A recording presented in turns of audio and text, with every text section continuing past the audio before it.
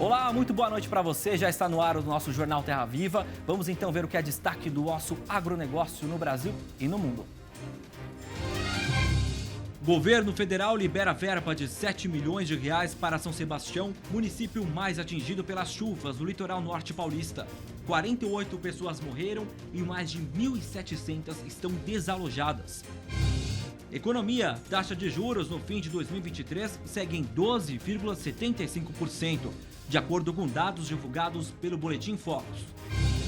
Em Dubai, o Brasil é uma das principais referências de alimentação em uma das maiores feiras do setor do mundo, a Gulfood. Mercado de carne bovina segue em expectativa pelo resultado do exame para o caso suspeito de mal da vaca louca atípica no Pará. E ainda, a Associação Brasileira do Agronegócio repudia invasões às propriedades que destinam ao agro e pede intervenção. Essas e outras notícias a partir de agora no JTV.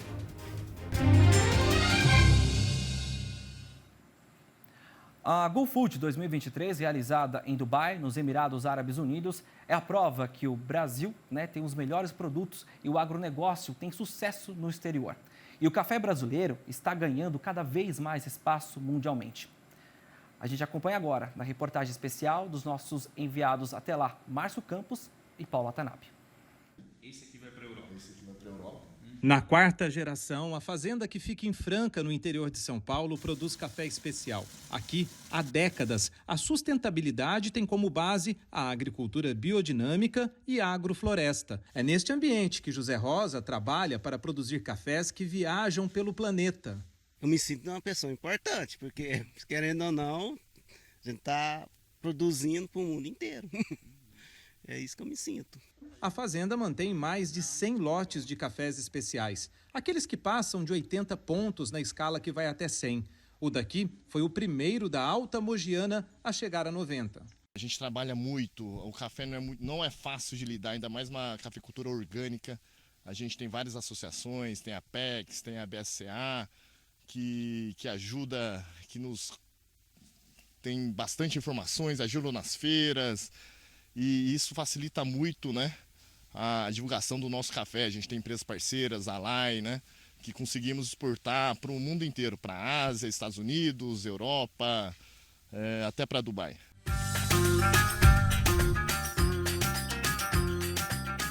Barista há 10 anos, Bruna também saiu da Alta Mogiana para levar o café brasileiro pelo mundo. Coube a ela preparar as bebidas da Associação Brasileira de Cafés Especiais no estande do Brasil, na Gulfood em Dubai, uma das maiores feiras de alimentos e bebidas do mundo.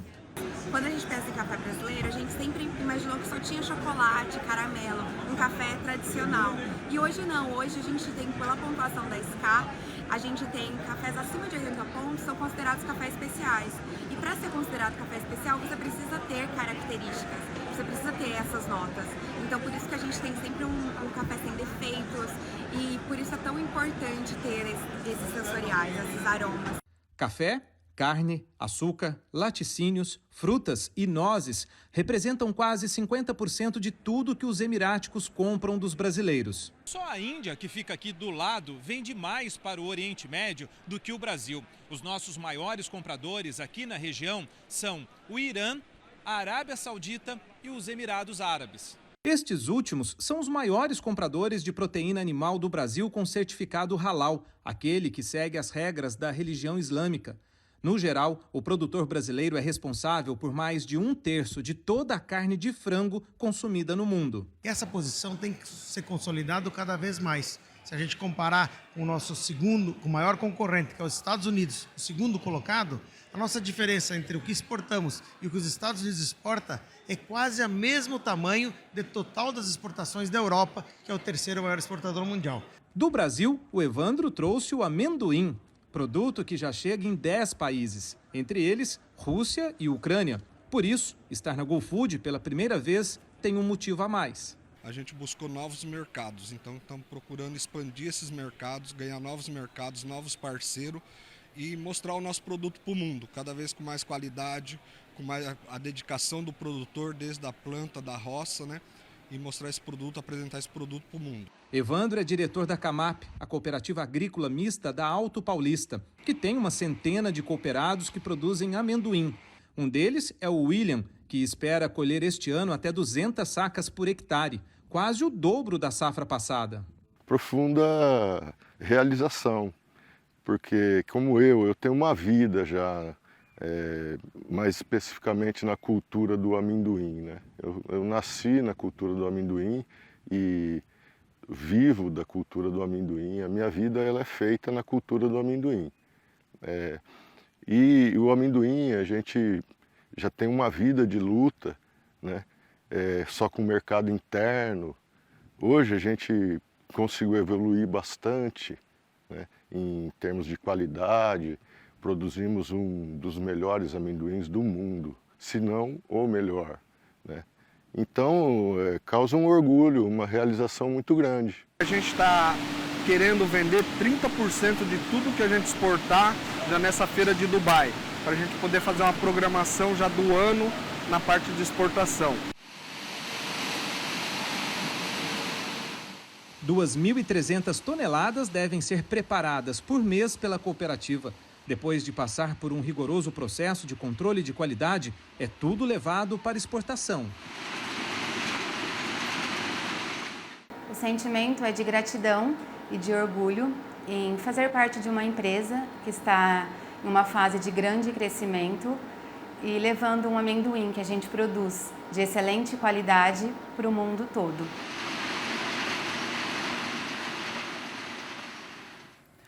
O ministro da Fazenda, Fernando Haddad, viajou hoje para a Índia, onde participa nos próximos dias da cúpula do G20, dedicada à economia dos países que integram o grupo. O presidente do Banco Central, Roberto Campos Neto, também está na comitiva brasileira. Haddad vai se encontrar com os chefes das finanças das nações mais ricas do mundo. A pauta da reunião vai incluir a governança da dívida internacional e criptomoedas, duas questões que afetam bastante a Índia. Uma das principais intenções do governo brasileiro, no entanto, é discutir a transição verde.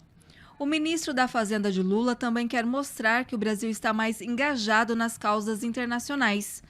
A avaliação interna é de que há grande expectativa sobre o nosso país, porque o Brasil vai sediar o G20 no ano que vem. A Associação Brasileira do Agronegócio se manifestou sobre as invasões às propriedades que se destinam ao agro. Em nota, a ABAG pede que o governo intervenha junto aos organizadores das manifestações, já que a pecuária e a agricultura representam 25% do PIB nacional. O posicionamento da instituição vem após ocupações de terras, que é liderado pela Frente Nacional de Lutas Campo e Cidade. A FNL comentou que as ações que ocorreram em 10 cidades servem para pressionar o governo federal a distribuir terras abandonadas de propriedade do poder público. A ABAG concluiu comentando que o país não pode permitir esse tipo de ação se busca investimentos nacionais e internacionais, uma vez que mancha a imagem das instituições. Em entrevista ao AgroMais, o presidente da Federação da Agricultura e Pecuária do Estado de São Paulo, Tirso Meirelles, afirmou que as entidades paulistas se reuniram com o governo para aumentar o efetivo policial nas propriedades rurais que correm risco de serem invadidas. Vamos acompanhar um trecho. É inconcebível hoje, na altura do campeonato, nós aceitarmos invasões, né? As entidades do Estado de São Paulo reuniu com o governador, e também o governador Tarcísio, e também com o secretário da Justiça, o doutor Fábio, e o secretário da Segurança Pública, doutor Guilherme. E todos nós estamos muito atentos, desde o começo do Carnaval, para que isso não ocorra. E isso realmente deu um resultado muito grande, porque a Polícia Militar ficou ao redor dessas pessoas que querem invadir, que querem tirar o direito de propriedade, que querem criar um tumulto nacional. E como você muito bem sabe, a pessoa precisa ter aptidão para a agricultura. Nós, agricultores, pequenos e médios agricultores, está difícil de manter a atividade agrícola, principalmente com o aumento dos custos que ocorreram aí, dos fertilizantes defensivos, da mão de obra, todo esse processo. Não é simplesmente da terra, e como você sabe, o Tribunal de Contas da União fez um levantamento e verificou bilhões de reais que foram desviados dos planos de reforma agrária. Então, O Brasil não aceita mais isso. O assunto agora é mercado de algodão. O produtor está atento às oscilações dos valores no mercado externo e ao nebuloso crescimento econômico mundial. Tudo isso no momento em que máquinas colhem a safra de soja e começam aí o plantio do algodão. Para a gente entender melhor esse cenário, a gente conversa agora com o Lucílio Alves, pesquisador da área de algodão do CPEA. Ele já está ao vivo com a gente. Olá, Lucílio, tudo bem? Seja bem-vindo ao JTV. Boa noite, Pedro. Boa noite a todos. O Lucílio, o janeiro teve uma retomada gradual no ritmo das negociações do algodão em pluma, mas o setor sente dificuldade ainda, né? Qual é a análise deste momento do setor de cotonicultura? Pedro, a gente está vindo aí de um período de uma série de incertezas para um contexto mundial, em termos de expectativas de crescimento, claramente, e isso acaba afetando possíveis antecipações de compras por parte das indústrias do Brasil e do mundo, né? Especificamente do Brasil, nós tivemos um ambiente de oscilações da produção industrial de forma muito expressiva nos últimos 2 anos, com uma certa retomada até um ano atrás e depois um período extremamente crítico em termos de produção industrial durante 2022 e continuamos nesse início de 2023.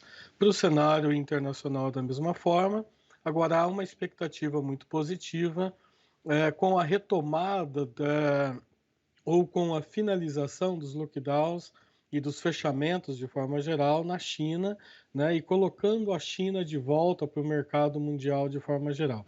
Há uma expectativa muito positiva de que isso possa representar em um acréscimo de demanda já em curto prazo. Da porteira, nós só temos alguns segundinhos, eu queria otimizar para falar que os produtores estão colhendo, né, a safra de soja, já começando a semeadura do plantio do algodão. Qual a expectativa para esta safra, né, e o que os cotonicultores relataram ao CPEA em relação a custos, o que eles estão esperando também em relação a esse cenário agora que eles estão vivendo? Pedro, de forma geral, o plantio conseguiu avançar bem aí nos últimos dias, nas últimas semanas, está caminhando para a reta final. Houve um certo atraso comparativamente aos anos anteriores, mas praticamente se normalizou. Ainda há boas margens para o setor de algodão, uma das melhores dentro do agronegócio brasileiro, então há sim um certo otimismo. E lembrando que no caso do algodão, os produtores negociam com bastante antecedência a sua colheita e isso facilita bastante o gerenciamento de forma geral, seja de compra dos insumos e claramente dos momentos aí de fazer caixa e colocar o produto à venda no mercado spot quando há necessidade. Perfeito. Lucílio, muito obrigado pelas suas informações. Um abraço para você e a todo o pessoal do CPEA, trazendo uma análise aí do setor de algodão para a gente. Uma excelente noite. Boa noite. Valeu. Vamos para o intervalo. A seguir, setor agropecuário brasileiro aguarda exame feito no Canadá sobre o caso de um animal no Pará suspeito de ter adquirido o mal da vaca louca. E ainda, economistas do mercado financeiro elevam a estimativa de inflação deste ano. Em instantes, os detalhes aqui no Jornal Terra Viva.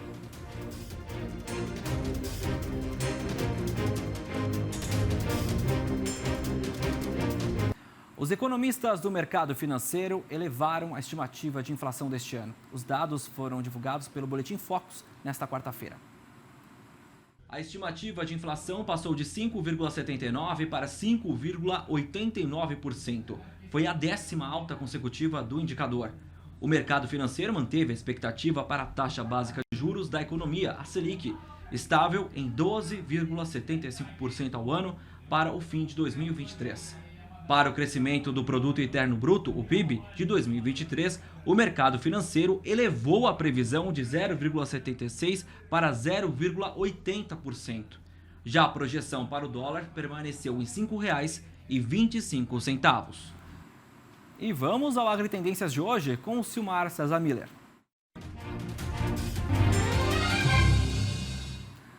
Olá, Silmar. Boa noite para você. Sempre uma honra falar com você. O Boletim Focus continua apontando aumento da inflação, né? Será que tem possibilidade de reversão ou é uma tendência que deve continuar? Muito boa noite, Pedro. Boa noite para os nossos amigos do canal Terra Viva. Pois é, está persistente essa tendência aqui de aumento da inflação, segundo a percepção aqui dos analistas ouvidos pelo Banco Central, pelo Boletim Focus do Banco Central. Praticamente todas as semanas nós temos algum aumento aqui na perspectiva de inflação, tanto para esse ano quanto também para o ano que vem. E isso também reflete situações em outros países, é o caso dos Estados Unidos, por exemplo, onde a inflação também continua persistente, e isso remete a algumas consequências, entre as quais a possibilidade de, nos Estados Unidos, por exemplo, um novo aumento na taxa de juros. Até há pouco tempo estava descartada isso. O Banco Central americano, Federal Reserve, estava contando com uma retração nos índices inflacionários. Isso não está acontecendo, a economia está muito aquecida nos Estados Unidos, então vem aí mais aumento de juros. Isso ficou meio claro nesta quarta-feira, com a divulgação da reunião dos integrantes do Banco Central americano, uma carta relativa à percepção dos integrantes do Federal Reserve com relação à inflação. Ficou mais ou menos sinalizado que a situação ainda não está controlada, portanto, a leitura dos analistas foi de que vem mais taxa de juros pela frente nos Estados Unidos. E no Brasil, isso também gera uma percepção de que não está nem um pouco no radar, como gostaria o presidente Lula, uma eventual queda na taxa nossa básica de juros aqui no Brasil. Está lá pelos 13,75%, previsão já existia de uma queda para a casa dos 12,5% por aí no final do ano, mas por enquanto não está no radar aqui uma possibilidade de queda, de corte na taxa de juros no curto prazo, nas próximas reuniões do Banco Central brasileiro. Pelo contrário, a percepção aqui é de atenção em função desses dados que foram divulgados agora, sinalizando aqui a tendência de mais inflação para esse ano, inclusive para o próximo. Isso significa um alerta aqui por parte do Banco Central com a possibilidade, inclusive, aumentar um pouco mais os juros para tentar segurar essa escalada inflacionária, que não está dando trégua. Portanto, é bom ficar de olho, porque sinais de que vamos ter retração na taxa de juros, como bem gostaria o presidente da República, possivelmente não vai acontecer no curto prazo, seja por fatores externos, seja por fatores internos aqui do próprio Brasil, Pedro. Situação muito complicada. Silmari, como é que os mercados fecharam hoje? Bom, eu vou começar pelo mercado do boi gordo, foi o grande destaque do dia aqui no nosso mercado futuro da B3. O contrato de março aqui na B3, que é a principal referência, despencou, caiu nada menos que 5,7%. Limite máximo permitido por um dia. Se fosse permitido mais, teria caído mais ainda. Tudo por conta dessa notícia de um eventual caso, uma suspeita de um caso de vaca louca no Pará, que bagunçou todo o mercado de carne bovina, frigorífico suspendendo operações, na expectativa dos resultados do exame que foram encaminhados para um laboratório no Canadá. O resultado deve sair nas próximas horas. Tudo isso levantou aqui um temor muito grande no mercado, pode afetar bastante os preços do boi também no mercado físico, como aconteceu em 2021, quando houve aquela suspeita de vaca louca também no Mato Grosso e em Minas Gerais. Depois se revelou que era um caso atípico, como se espera que seja esse também no caso do Pará. Enquanto não há um resultado oficial sendo divulgado, o tombo era inevitável e foi exatamente o que aconteceu. O contrato de fevereiro na B3 caiu 3,6%, e o de março, como eu disse aqui, 5,7%, um tombo fenomenal, como há muito tempo não se via. Ações dos frigoríficos também despencaram hoje na Bolsa de Valores. Minerva foi o que mais caiu, estava caindo 9,3% num determinado momento do pregão. Marfrig também caiu, BRF também. O que caiu menos foi o JBS, 2,2%. Mas o retrocesso foi generalizado nos frigoríficos, justamente pela perspectiva de que eles tenham que paralisar algumas atividades por conta e, consequentemente, paralisar suas exportações por conta desse caso se confirme esse caso de vaca louca, isso acaba retraindo as exportações, especialmente para a China, né? O Brasil, automaticamente, quando surge um caso desse, já suspende as exportações para a China, nosso maior cliente, e depois não se sabe quando é que a China volta para o mercado. E isso é ela que decide, não nós. Então, realmente causou muita apreensão, esse foi o grande destaque do dia. De resto, o mercado do petróleo despencou hoje também, caiu 3 pontos percentuais na Bolsa de Londres.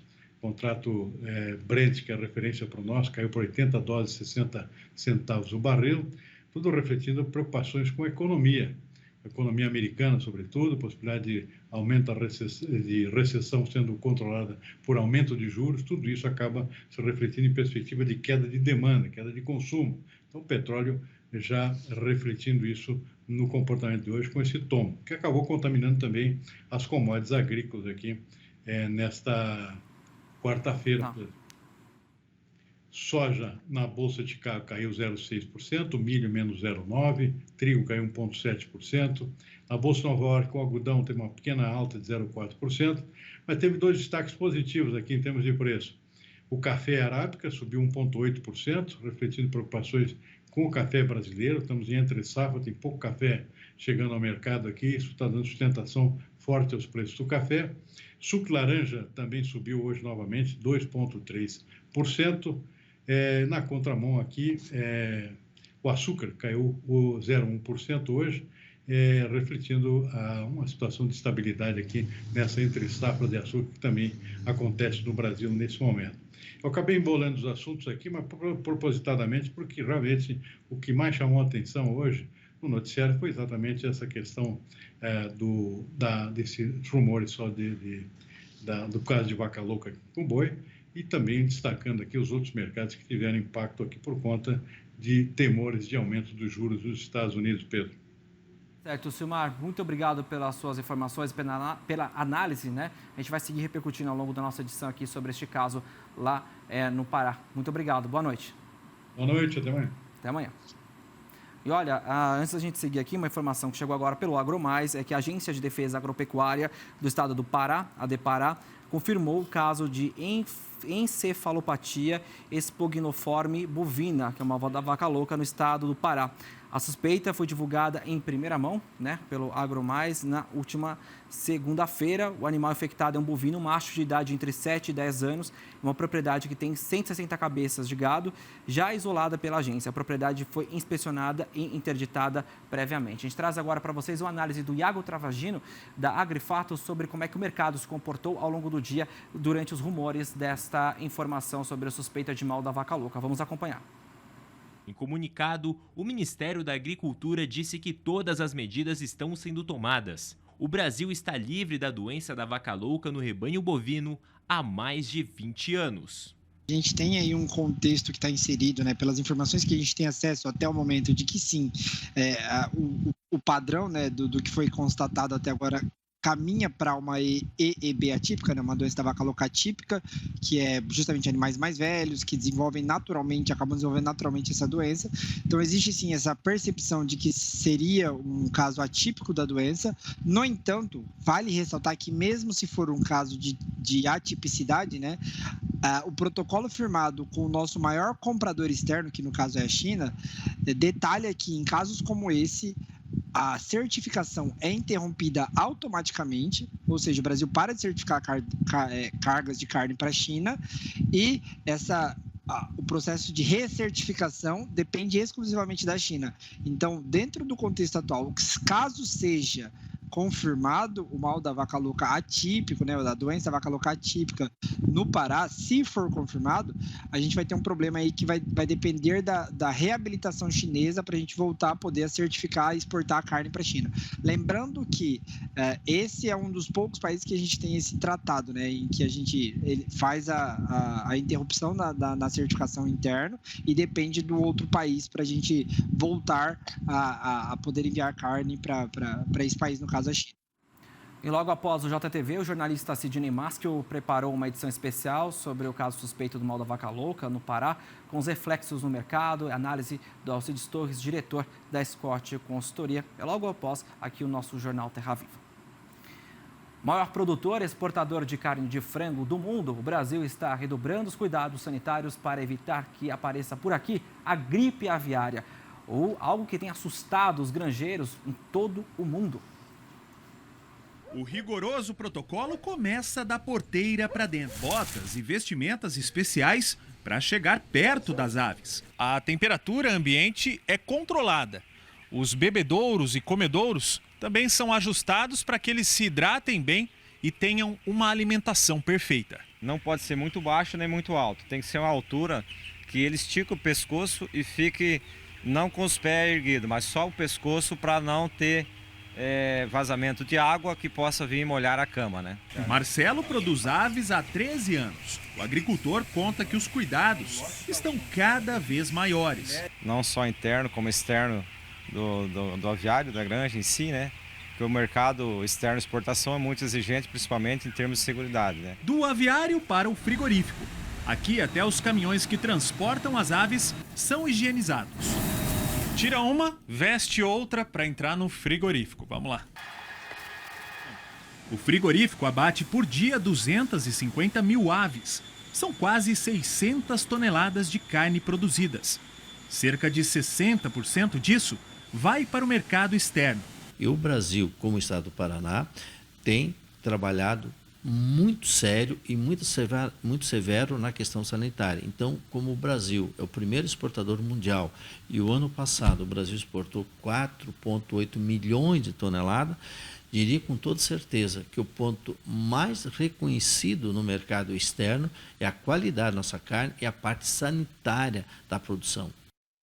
A seguir, governo federal libera verba de 7 milhões de reais para São Sebastião, cidade mais atingida pelas chuvas no litoral norte paulista. 48 pessoas morreram e mais de 1.700 estão desalojadas.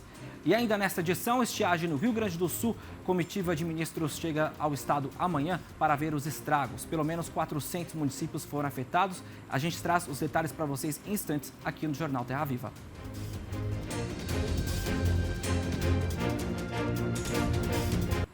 Já estamos de volta com o Jornal Terra Viva. Destaque agora para o clima. Uma comitiva de ministros chega ao Rio Grande do Sul amanhã para ver os estragos da estiagem no estado, que enfrenta aí pelo 3º ano consecutivo. Pelo menos 400 municípios foram afetados. Vamos aos detalhes agora. A gente vem falando da estiagem que vem castigando principalmente os produtores rurais, mas também as populações urbanas que estão precisando de apoio no abastecimento de água e até por conta disso tem essa visita da comitiva do governo federal aqui no Rio Grande do Sul para auxiliar os municípios que estão sendo afetados. São 497 municípios aqui no estado. Desses, 330 já declaram que estão em situação de emergência por conta da estiagem. Inclusive, 318 já têm decretos com relação a isso, se declarando, tendo um decreto já municipal por conta da estiagem. E aí, 5 ministros do governo federal vieram até a cidade de Ulha Negra, no sul do estado, que é uma das regiões mais afetadas por conta da estiagem, para acompanhar e também para promover as medidas para auxiliar nesse combate à estiagem. São os ministros Valdez Góes, também Paulo Teixeira, Carlos Fávaro, Wellington Dias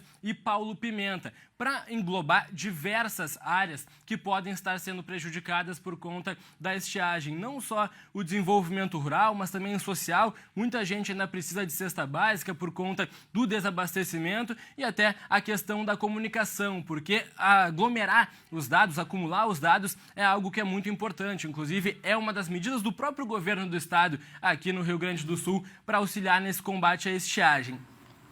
O governo federal liberou verba de 7 milhões de reais para São Sebastião, cidade mais atingida pelas chuvas no litoral norte paulista. 48 pessoas morreram e mais de 1.700 estão desalojadas. Enquanto isso, o Porto de Santos vai se transformar em uma base das ações de ajuda do governo federal às vítimas do litoral norte. O anúncio foi feito pelo ministro dos Portos e Aeroportos, Márcio França. Nós estamos aqui atentos no litoral de São Paulo, ajudando em diversas tarefas a socorrer as pessoas que estão ilhadas lá em São Sebastião e também em todo o litoral. E o ministro Valdez Góes acabou de acertar comigo que vai transferir para o Porto de Santos, a Companhia Docas de Santos, na sede da Codesp, as ações e as decisões relativas a todo esse setor de reação do governo federal e de ajuda do governo federal. Nós vamos emitir boletins diários para poder comunicar às pessoas o que o governo federal está fazendo para ajudar essa situação. Vamos saber então como é que fica a previsão do tempo para todo o país nesta quinta-feira. Quem conta para a gente é a Stephanie Toso.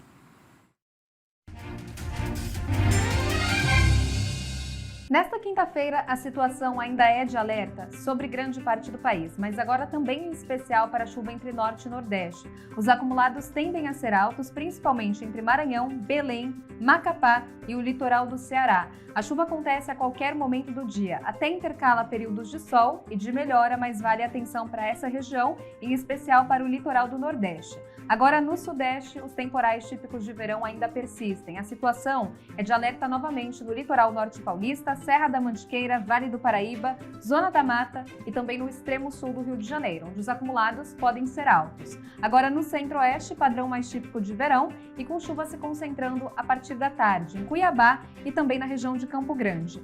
Pelo sul do país, tem atenção para a chuva que retorna ao Rio Grande do Sul e pode vir acompanhada em forma de temporais e até por queda de granizo. Essas instabilidades persistem entre Santa Catarina e Paraná. E nos próximos dias a situação também é de atenção para essa região. Temperatura máxima em São Paulo de 29 graus. Em Porto Alegre, mesmo com a chuva, a máxima ainda atinge 32 graus. Em Salvador e Natal, máximas de 30 graus nesta quinta-feira. Agora, em relação à chuva, as instabilidades persistem entre São Paulo, Mato Grosso do Sul e também o estado paranaense. Os maiores acumulados no Paraná ainda são previstos para o interior. E essa chuva momentaneamente pode paralisar atividades em campo e também em lavoura. Agora, para o Rio Grande do Sul.